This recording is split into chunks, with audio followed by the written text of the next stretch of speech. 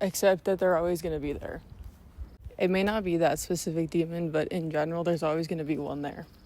You know why? Because life's imperfect and we're imperfect, and humans always got to find a problem to solve. And if it's not a real demon, it's not a real lion like it was in the past, it's going to be something else. It's going to be some stressor that inundates your mind and finds its a way to fill your thoughts constantly. And step one is to realize that it's going to be there. That's the first step to no longer giving it so much power. Part of the reason why this helps you get your power back is it makes you realize that you're not doing anything wrong by having this demon. There isn't something wrong with you. So you have to do step one in order to be able to do step two. Step two is when you look at it from a distance. And I'll bring up 2 demons in my past that are no longer painful to talk about. My very first demon hit me when I was 16, and I discovered what sexism was. And boy, oh boy, let me tell you how angry this made me. And man, just the littlest things would set me off. I mean, you could not show the color pink or blue in front of me and have any connotation to a girl or boy without making me mad. I remember my high school boyfriend and I got in such a big fight because about the topic of elementary school teachers being primarily female and professors being primarily male. Oh boy, I literally broke out in hives in high school because I was so angry. That is the one and only time that has ever happened in my life. One of the catalysts for that demon being even worse is when I was playing tennis for the school, and after one of my tennis matches, it was a really hot day, and I went to the car and I just collapsed inside the AC, and I took off my shoes, and one of the tennis moms comes up to me and she's helping me take off my shoes, and she looks at my legs and she says, "Oh, looks like it's time for someone to shave," because she saw my legs and she saw that there was some hair on them, and oh my Lord, did that send me. And it was a whole thing, and it would just make me so mad. And it was a demon. It was definitely a demon of mine for a while. And then my second demon was... actually, I thought of one even before the one I was going to say. My second demon was when freshman year I got into a little incident at school where I cheated on a syllabus quiz. Looking back, it's actually still pretty wild the extent that this was penalized to, considering it was a syllabus quiz, so it didn't even have content on it. But then later there was another incident with cheating, so anyways, I had some incidents with cheating, and that made me super anxious of every single thing I turned in after that. So I guess you could say that their punishments worked, but it would really worry me. I was hyper aware all the time. I was always worried about cheating and getting caught, and just to an extreme extent. And I would just have endless thoughts about them, just constantly. Constant fear, constant overthinking. And the thing about them is, what I learned is that when you're in them, you feel like you're never going to get out of them. That you cannot imagine a life where you don't suffer from this. I was telling myself there's no way that once I realized that sexism existed in the world that I could ever see the world differently. And I truly, wholeheartedly, 100% believed that. I mean, how could I not? Logically, it made sense in my head. I noticed that sometimes women get treated unfairly, especially in the past, just this ownership of men over women, constant doubting of their abilities. Oh, and you know what I hated to hear? I hated to hear that, things are getting better. I hated to hear, but we're in the U.S. Imagine if you lived in a different country. Oh, man. I did not want to be told that I shouldn't be feeling what I'm feeling. People would try to rationalize it, try to make me think why it wasn't as bad as I thought it was in my head. Well, no, I didn't want to hear that. I just wanted people to understand that I had this demon and it was very real. The anxiety demon. Oh my gosh, everybody cheated at school. Are you kidding me? And then we had COVID. Everybody was cheating and nobody cared. None of the students cared, I should say. But me, I became so hypervigilant that, I was like, there's no way that I'm going to be able to turn in anything and not have this fear. Well, guess what? Now I'm in grad school and I've chilled out a lot. And now I turn in things all the time and I'm not scared anymore. I would be so scared of cheating that literally things that I would write myself, like the essays that I know that I would write all by myself, I would still be worried that somehow my wording was going to be exactly the same as something you could find on Google, and then they would find it, and then they would say that I plagiarized, and then I would get kicked out of school.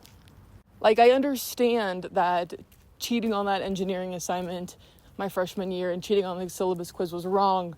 I understand, but the impact that the repercussions had in my brain were just tenfold. And anyone who knows me during that time can definitely attest to that. But anyways, you think you're never going to be able to live in a reality where this isn't true anymore. And as I mentioned, those two demons are no longer painful for me anymore. And I can actually talk about them very candidly and kind of publicly like this. And it was only after the third demon that I got through that I started noticing a pattern. I was like, hey, for some reason, I can cognitively know that sexism exists, and it doesn't really bother me anymore. But you know how vividly I felt that time that I thought it would never go away? And then I reflected on it and I realized I was dealing with a different demon, but I was no longer thinking about that one. That was a revelation to me, let me tell you that. Because when it comes to my fourth and current demon, I had this epiphany that just like I feel like I cannot imagine a world living without this one, I couldn't imagine a world living without the other two. And I have living proof to myself that I'm currently living without those. And it's interesting because I still feel their presence. I still feel like they were part of my life. I still remember what those thoughts felt like, but they don't trigger that intense emotional reaction like they used to, and how this current one does.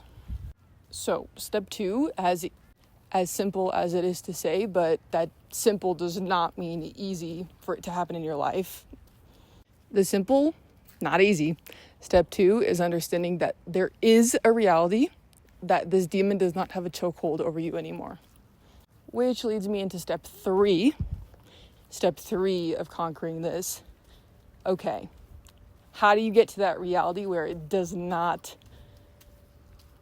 make you suffer every single day? Okay, this is one of the secrets of life. Use it to your advantage. How in the world do I use these thoughts that make me suffer every single day and make me break out in hives and make me cry? Like literally give me physiological reactions, and there is no positive to them that I can see other than that they make me suffer. To my advantage, Anya. How in the world can you call this an advantage?